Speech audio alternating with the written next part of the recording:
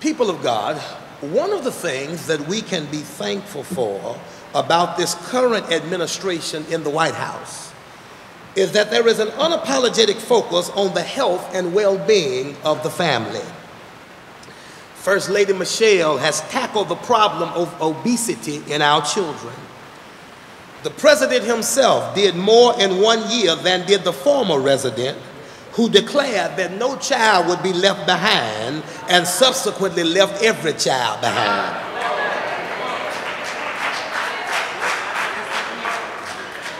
This president, Barack Hussein Obama, outside of healthcare reform, economic reform, environmental reform, is also taking on the daunting task of putting the challenge out to fathers.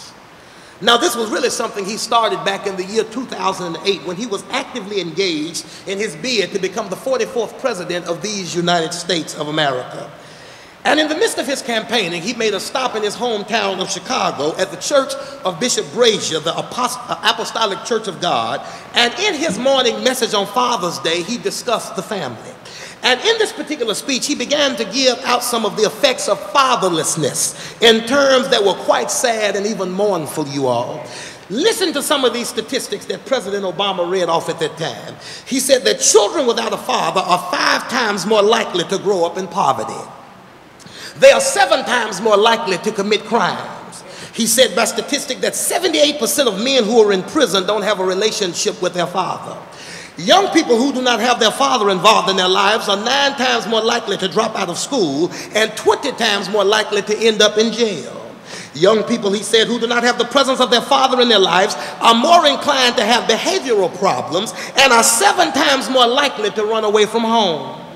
The president made a suggestion that I really think is worth us taking a serious look at, and that is, he said, fatherhood should not be defined by conception, but it should be defined by participation.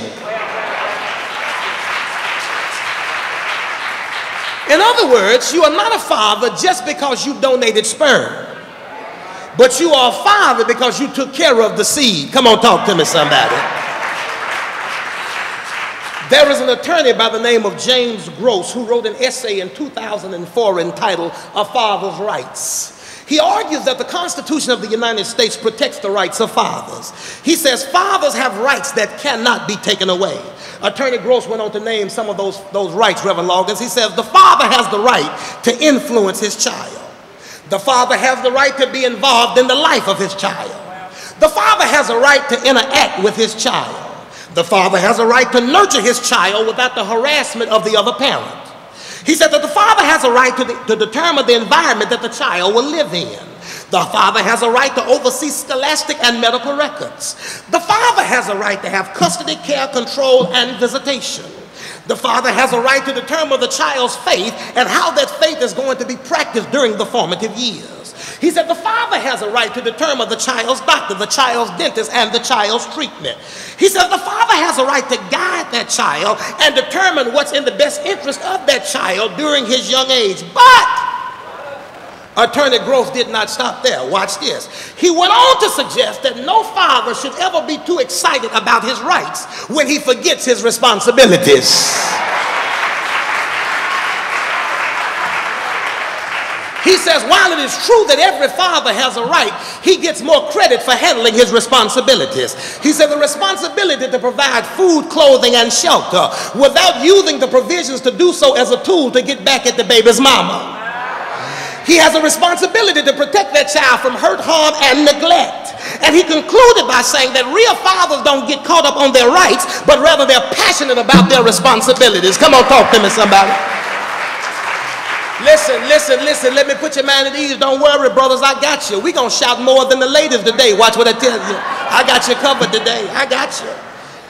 And so as we come to this text, we notice a father who takes seriously paternal responsibility.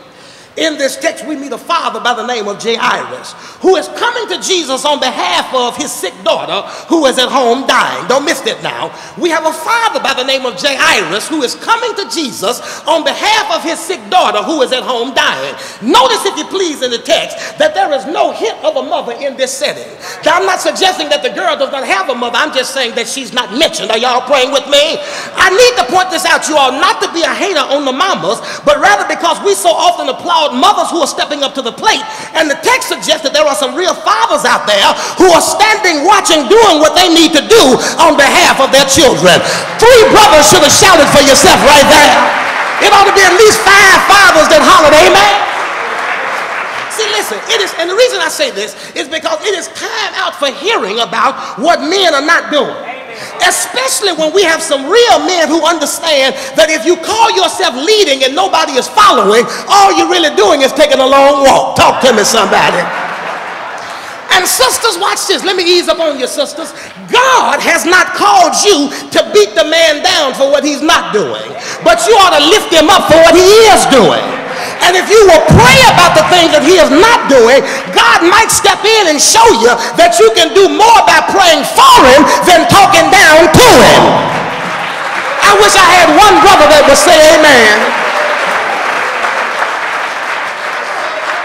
I ain't gonna be long, but before I take it back, I'll add more to it. See, I just want to show you some things about this daddy before I press on just a little bit further. See, one of the first things that you will notice in this text, watch this now, this father knows how to worship when his child is wounded. I'm going to have some fun with this point. This daddy knows how to worship when his child is wounded. Please notice now where you find this daddy when his baby is sick. Don't miss that now. I want you to pay careful attention to where this daddy is. Notice now, daddy's got an issue going on in his house, but notice where he is. He is not at the bar telling Charlie, pour me another round. He is not at the shake joint dropping dollars saying, shake your money maker. He is not in the driveway drinking Coke 45 with his friends, but he is bowing at the feet of Jesus,